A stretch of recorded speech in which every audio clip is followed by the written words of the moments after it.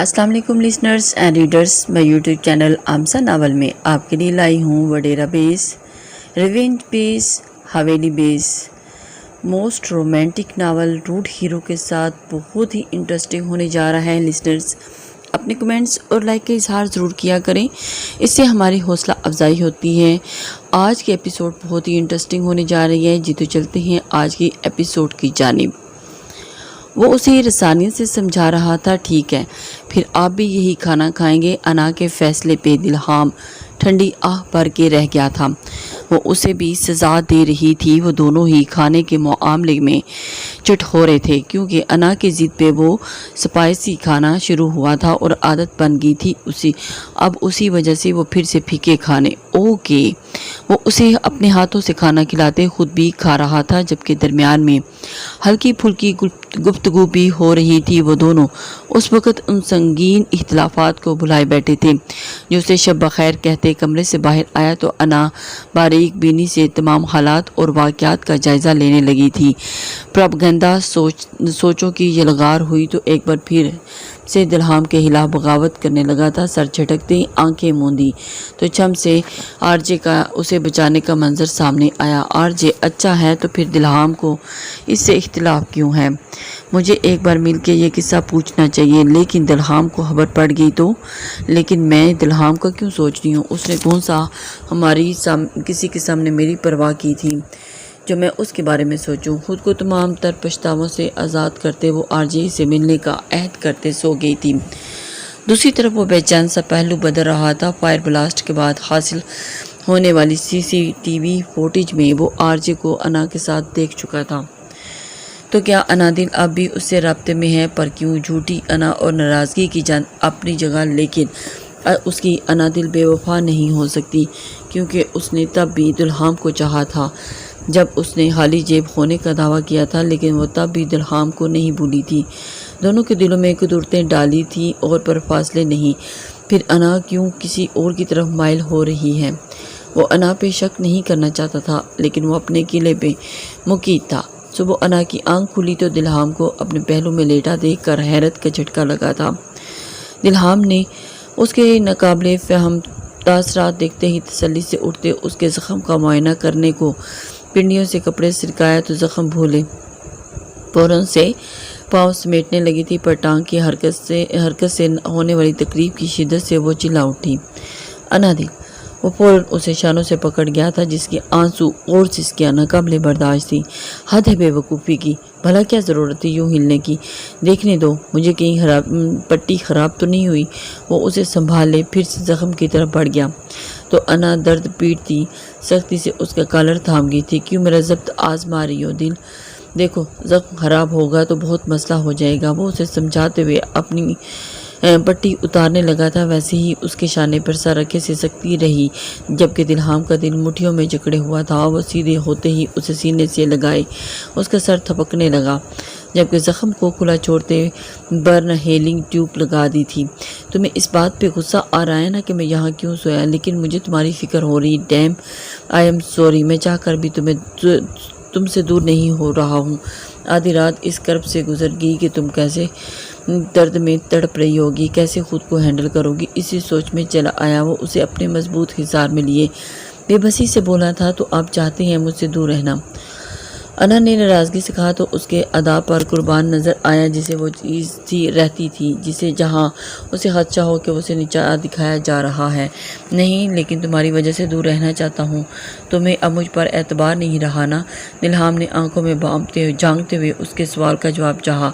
میں بھول نہیں سکتی کہ انادل تمہیں بھولنا ہوگا سب۔ میں دوہری شخصیت نہیں جی پا رہا ہوں، میں تمہارے بغیر نہیں جی پا رہا ہوں۔ وہ کسی بچے کی مانند من پسند کھلونے کے باعث اس کے قریب ہونے کی کوشش کر رہا تھا۔ اور ان وقت کو انصاف کون دلائے گا؟ یہ کون بتائے گا کہ ایمری غلط تھی؟ صرف دلہام اور اشک کی بنیادوں، اور انہوں نے اپنے سب کچھ برباد کر دیا الویژن میں رہ کر۔ آپ یہ سب جانتے ہیں دلہام، وقت میں غلط نہیں ہوں، نہ میرے تحفظات۔ یہ موقع ایسا نہیں تھا کہ وہ صبح سویرے اپنے ماں باپ کے ماضی کو لے کر بیٹھے، لیکن کون سمجھائے؟ میں نہیں جانتا ادھورا سچ کیا ہے، لیکن مجھے صرف اتنا پتا ہے کہ ماضی کو حال میں لے کر جاننا، بار بار کے زخموں کو خریدنا دانشمندی نہیں۔ دلہام کی ہدت پر انگلیاں رکھ کے رخسار اس کے احاطہ کر رہی تھی۔ انا شکست مان سکتی تھی۔ اسے یاد تھا کہ جس رات ارینے کی ڈرتی کے بعد اسے ملنے آیا تھا تو اس نے یہ جتلانے کے کہ وہ اسے اپنانے کو تیار ہے اگر وہ اپنے سوتیلے باپ دلاور جزدانی کو چھوڑ کے اس کے ساتھ چلے، لیکن انا نے اسے بدگمانی کی چادر پہناتے دھتکار دیا تھا، اور تب سے انا کی یہ جنگ ان دونوں کے نثارے دے رہی تھی۔ آج پھر سے وہ پہل کر رہا تھا۔ انا کا دماغ معوف ہونے لگا تھا۔ دلہام سر پکڑے دیکھ پریشان تھا۔ آر یو اوکے انا دل؟ وہ اس کی کن پٹیوں کو دباتے بولا۔ انا نے تمام جنگیں فی الحال ملتوی کرتے اپنی تکلیف سے لڑنے کا سوچا۔ بھوک لگی ہے مجھے، وہ سرخ رخساروں کو بھلائی بھولی تو دلہام اس کی ادا پہ فریفتہ ہوا۔ میں ابھی ہنسامہ سے کہتا ہوں تم جو چاہو وہی بن جائے گا بریک فاسٹ میں، وہ اس کے بالوں کو سہلاتے ہوئے بولا تھا۔ یہی تو ادا تھی چاہنے والوں کی کہ رنجشوں کو بلائے۔ اس وقت وہ صرف انا دل کی تکلیف کو کم کرنا چاہتا تھا۔ کچھ خاموش لمحوں سانسوں کی سرگوشیاں سننے آپ پہنچے تھے۔ ایک بات پوچھوں؟ اس کے سینے پہ سر ٹکائے وہ لڑکی کوئی خواب نہیں بلکہ حقیقتاً اس کی انا دل تھی۔ ہوں، وہ بغور اس کی زور پردی رنگت کو دیکھ رہا تھا۔ یہ آرجے کون ہے؟ انا کی انگشت شہادت دلہام کی سینے پہ آ ٹکی تھی اور وہ مخمل سا اٹھ بیٹھا تھا۔ ایک بار اس نے اپنے اور اپنی ماں کے رازدار دے کر اسے بھگت رہا تھا، اور بھلا اس پہ کیسے اعتبار کر لیتا، اور کیا اس کی انا اس کی باتوں پر یقین اعتبار کر لیتی؟ بریک فاسٹ کیا چاہیے تمہیں؟ میں ہنسامہ کو بتا کے آتا ہوں۔ وہ سینے سے اس کے سر کو ہٹائے بولا تھا۔ انا اسے گھورنے لگی۔ میں کچھ پوچھا ہے دلہام بہت؟ وہ سینے پہ ہاتھ جمائے سختی سے بولی تھی، جیسے پرانا یار نہ دھونس زبردستی قائم ہے۔ دودھ کا جلا چھاچھ بھی پھونک پھونک کر پیتا ہے انا دل۔ محبت کے نام پر ایک بار لوٹ چکا ہوں، کیا یہ کافی نہیں ہے؟ وہ جانے کیوں اتنا روڈ ہو گیا تھا۔ لمحوں پہلے کی دوستی پھر سے انا کی آڑ میں چلی آئی تھی۔ آئی ہیٹ یو مسٹر دلہام بخت، آپ کے ساتھ جینا اچھا بن لو کہ آپ کسی نارمل انسان کے ساتھ بھی رہنے نہیں دے سکتے، وہ غصے میں کہتی رخ پھیر گئی تھی۔ دلہام کا اپنی جانے عزیز سے جانے دشمنی کا ذکر ہضم نہیں ہو رہا تھا۔ وہ خفا سا کمرے سے باہر نکل گیا۔ عجیب دلہام بخت، وہ اپنی پسندیدہ جملہ دہراتے سر دہانے پر ٹکا گئی تھی، جبکہ اس کے سینے کی نرماہٹ یاد آئی تھی۔ انا دل ڈفر، تم اس شخص کی عادی نہیں ہو سکتی۔ مت بھولو کہ وہ اس وقت ہمدردی کے بخار میں ہے، کل پھر وہ تمہیں دو کوڑی کا کر دے گا، اور وہ بخت حویلی والوں جیسا ہے۔ انبلیویبل۔ دل کی استدا پہ اسے سرزنش کرتے وہ آنکھیں موند گئی۔ ادھر وہ بے چین سا کمرے میں چکر کاٹ رہا تھا۔ یہ لڑکی ہر بار اس کے روح پہ لگے زخموں کو کیوں ادھیڑنے لگ جاتی ہے؟ آر جے لبوں نے سسکاری بھری تھی، دماغ نے بے پچھتاووں کے گرہن پڑے تھے۔ یو نو وٹ درید رحمان جیلانی، یہ تو میرا کرش ہے۔ کمرے میں داخل ہوتے دلہام کے کانوں میں رمز کی ایکسائٹمنٹ سے بھرپور آواز گونجی تو وہ مسکرا دیا۔ وہ میرا بھی کرش ہے۔ دلہام کبھی کبھی ان لوگوں کی حرکتوں کا بھرپور ساتھ دیتا نظر آتا جو اس وقت کرکرے پارٹی انجوائے کر رہے تھے۔ آپ انہیں جانتے ہیں بھیا؟ رمز کی بات پہ اس نے زور و شور سے سر ہلایا۔ مجھے اس سے ملنا ہے۔ رمز کی فرمائش پہ وہ خفیف سا سر ہلا گیا۔ پریحان تم ملی ہو نا، اسے بتاؤ رمز کو کہ وہ لڑکیوں کے معاملے میں کتنا اکڑو ہے، ہر ایک سے نہیں مل لیتا۔ اب تو اسٹار بن گیا ہے نا۔ دلہام کے انداز میں دوست کی محبت اور مان بول رہا تھا۔ مجھے اس سے ملنا ہے۔ رمز کی فرمائش خفیف سا کو وہ سر ہلا گئی۔ پریحان دلہام بہت کی بات پہ چونکی تھی۔ وہ بلا کب ملی تھی رحمان جیلانی سے؟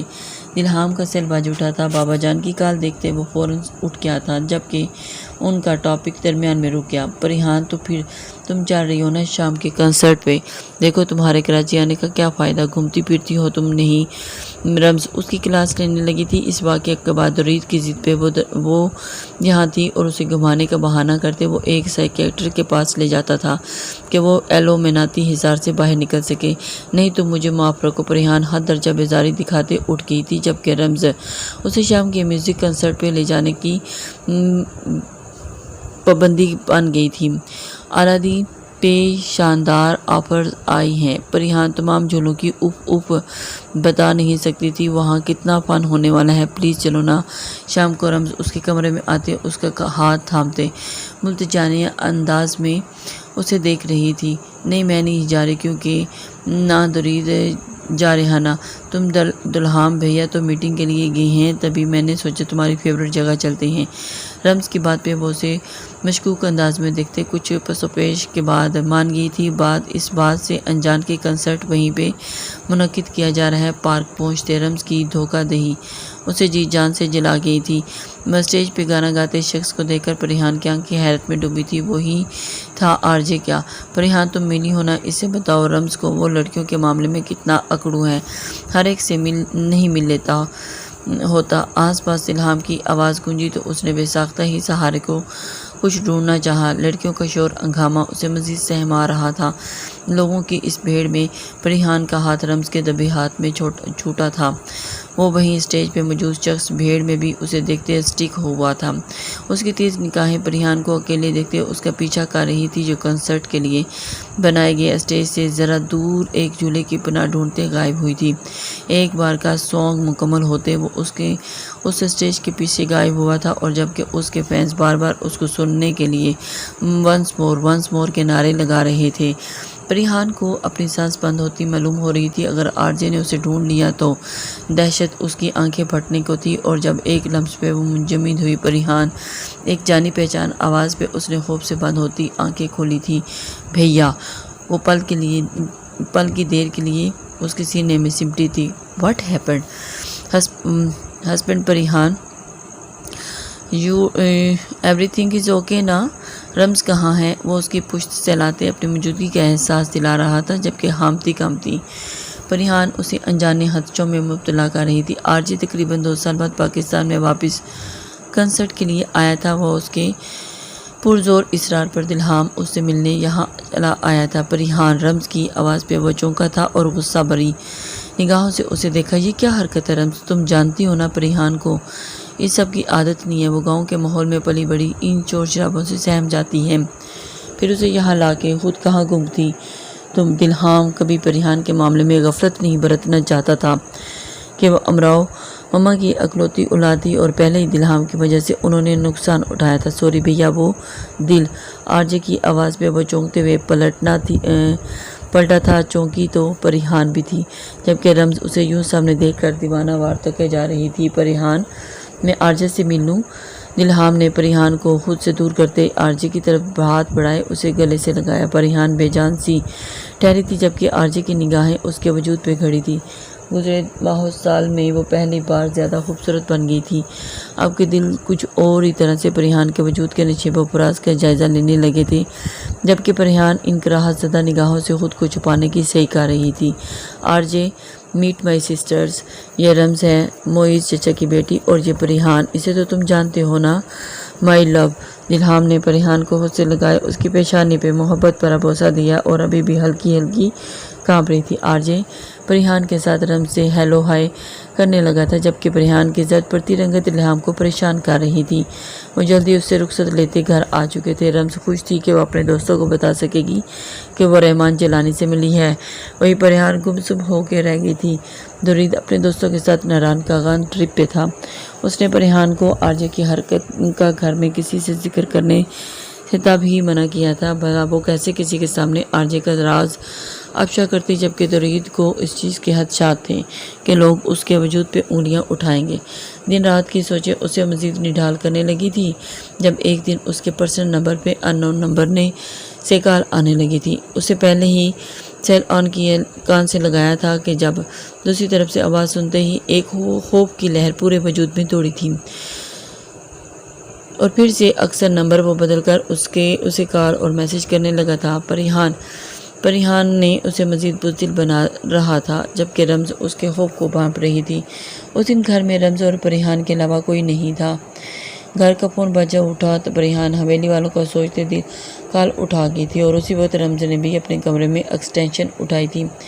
پریحان کے ہیلو کے جواب آنے والے انجانے فکرے وہ اور پریحان کی سسکی رمز کی ساری حسیں الٹ کر گئی تھی۔ اور کچھ زیادہ نہیں چاہیے میری جان، بس ایک ملاقات کے سوا جو تمہیں کرنی ہے مجھے۔ آرجے کی مکروہ ہنسی پہ وہ پریحان کی ہمت ختم ہونے لگی تھی، اور رمز تو اس کی آواز کو لاکھوں میں بھی پہچان سکتی تھی۔ میں بھیا کو سب بتا دوں گی، دیکھنا وہ تمہیں زندہ نہیں چھوڑیں گے۔ پریحان نے اپنی درس میں بار بار کی دی جانے والی دھمکی دہرائی تھی۔ نہیں بتاؤں گی، میں جانتا ہوں میری جان تم نہیں بتا سکو گی۔ اس کے لیے ضد چھوڑ دو، ورنہ وہ تصاویر جو میرے فلائٹ کی زینت بنی ہیں وہ پل میں دلہام بخت کے عروج کو زوال، اور بکواس بند کرو تم اپنی گھٹیا انسان۔ پریحان نے کھال بند کی تھی، وہی رمز معاملے کو اپنی سمجھ میں لیتے ہوئے اس کے سر پہ آ پہنچی تھی۔ ہاؤ چیپ یو آر پریحان، تم میرے بھائی کے نکاح میں رہتے ہوئے ایک اور شخص سے معاشقہ کیسے چلا سکتی ہو؟ شرم نہیں آتی تمہیں؟ یہ معصوم صورت لیے اتنا گھناؤنا کھیل کھیلتے درید اور دلہام بھیا کو سب بتا دوں گی، اس لیے تم رمز وہ سب جانتا ہے، پریحان نے بڑھائی ہوئی آواز میں کہا، اور اکیلے بوجھ سہارتے تھک گئی تھی، اور تبھی اپنی دوست کی آنکھوں میں بے اعتباری سہنے کے بجائے اسے اپنے رازدار بنانا چاہا۔ رمز حیرت میں ڈوبی تھی۔ تمہیں اس سے ملنا چاہیے پریحان، کیا پتہ وہ جھوٹ بول رہا ہو۔ رمز کی بات پر وہ سہمت تھی۔ رمز پریحان کے برعکس تھی، نڈر، بے باک اور چیزوں کو فیس کرنے والی۔ نہ نہیں، وہ بب پورا ہے۔ پریحان نے زور و شور سے نفی میں سر ہلایا تو رمز کچھ پال کو سوچ میں پڑی تھی۔ اگر اس شخص کے پاس واقعی پریحان کی ایسی تصاویر ہوئی جو حویلی کو بدنامی ہوگی کیونکہ دوستی کا مان تو شاید وہ شخص رکھ نہیں پا رہا تھا۔ میں اسے ملوں گی، ایک بار اس حقیقت سے پردہ اٹھانا چاہیے۔ پریحان تم کب تک اس طرح بلیک میل ہوتی رہو گی؟ رمز سنجیدہ تھی۔ نہیں رمز، وہ میں جاؤں گی پریحان، اس کی خبر لینے کال بیک کرو اور اس سے پوچھو کہاں آنا ہے، ایڈریس پوچھو اس کا۔ وہ نفی میں سر ہلانے لگی تھی۔ جب رمز نے پریحان کا سیل لیے آرجے کا میسج کیا تھا وہ اس سے ملنے کو تیار ہے، کہاں آنا ہے، ایڈریس دیکھتے۔ رمز لوکیشن ڈالی جو شہر سے کافی دور تھی، لیکن اس بلی کو تھیلے میں سے باہر لانا انتہائی ضروری تھا۔ تبھی وہ ایک مصمم فیصلہ لیے کھڑی ہوئی تھی۔ پریحان جانتی تھی رمز بہت کانفیڈنٹ اور پوٹینشیل رکھتی ہے، لیکن آرجے نے اگر اسے کوئی نقصان پہنچایا تو اسی سوچ میں اسے رمز کو روکنے پہ مجبور کیا تھا جو آندھی طوفان بنی وہاں سے نکلی تھی۔ ان کی ڈرائیور پیما موسیٰ اسے سامنے دیکھ کر فوراً الرٹ ہوا تھا، لیکن اسے ڈرائیونگ سیٹ سنبھالتے دیکھ کر پریشان بھی ہوا، جو بنا کوئی سوچے سمجھنے کا موقع دیے وہاں سے آندھی طوفان کی مانند نکلی تھی، اور اس کے پیچھے ہی بے حال ہوتی پریحان۔ بی کیا ہوا؟ وہ رمز بی موسیٰ، مجھے بچا لو، وہ رحمان جیلانی، وہ پریحان بے ربط جملے ادا کرتی لبوں پہ کف لگا گئی تھی۔ یہ کیا کرنے لگی تھی؟ جس کو راز سالوں سینے میں دبایا تھا وہ ایک اجنبی کے سامنے منکشف ہو جاتی، جبکہ موسیٰ حیرت میں کبھی گیٹ سے نکلتی گاڑی اور پھر پریحان کو دیکھ رہا تھا جو زمین پہ گھٹنوں کے بل بیٹھی اپنے بے بسی پہ تھاڑے مار کے رو رہی تھی۔ کچھ غلط ہونے کا احساس اسے کچوکے لگانے لگا تھا، اور دوسری گاڑی کی طرف بڑھتے ہی رمز کا پیچھا کرنے لگے تھے۔ وہ گھر سے بھاگ کے جا رہی تھی۔ رمز شہر کی حدود کو پیچھے چھوڑے جا چکی تھی، اور وہی موسیٰ پریشان سے دلہام بخت کا نمبر ملا گیا تھا۔ اسے ساری صورتحال بتائی تو وہ چکنا ہو گیا تھا۔ پریحان کا شدید ری ایکشن واقعی ہی نوٹس کیے جانے والا تھا، جبکہ آرجے کیا رمز واقعی اس کے کرش میں مبتلا ہوتے حدودوں کی یوتھ کے دائرے سے باہر جانے والی ہے؟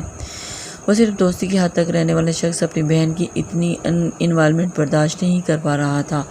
تم اسے کسی بھی انتہائی قدم سے روکو موسیٰ، اس کا ایسا کوئی قدم جو حویلی کی بدنامی کا باعث بنے، اس پہ تمہیں اسے گولی بھی مارنی پڑے تو مار دینا۔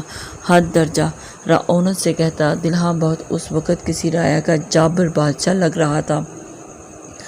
دلہام دوسرے ملک میں تھا، لیکن اسے رمز کی حرکت آڑے آ کر اس کے پاس پہنچنے کی خواہش جگا رہی تھی۔ موسیٰ شہر کی حدود سے کچھ فاصلے پہ اس کی گاڑی کے سامنے اپنی گاڑی روک کے اس کے سامنے جانے کی راہ مسدود کر گیا تھا۔ تمہاری ہمت کیسے ہوئی 2 ٹکے کے ملازم کے رمز بخت کا راستہ روکو؟ وہ گاڑی سے نکلتے دھاڑی تھی۔ دلہام رحمان جیلانی کے ملنے آئی ہوں۔ زبان کی موسیٰ کی زبان وہی لفظ ادا کر رہی تھی جو دلہام نے کہلوائے تھے۔ موسیٰ کی زبان پہ پریحان کا ذکر اور سب جاننے کا دعویٰ اسے ششدر کر گیا تھا۔ وہ جانتی تھی کہ پریحان بہت ڈرپوک ہے، لیکن اسے یہ بھی پتا تھا کہ جس نے 3 سال تک اپنوں کے سامنے زبان نہیں کھولی تھی تو وہ ایک معمولی ڈرائیور پہ بھلا کیسے بھروسہ کرے گی۔ تبھی اس کا دماغ تیزی سے کام کرنے لگا تھا۔ اوہ، تو تمہیں پریحان نے بتا دیا میں کورٹ میرج کرنے جا رہی ہوں اپنے دوست کلاس فیلو رحمان جیلانی سے؟ رمز نے سینے پہ ہاتھ باندھے تنزیہ نظروں سے اسے دیکھتے کہا تھا، جبکہ موسیٰ گڑبڑایا تھا۔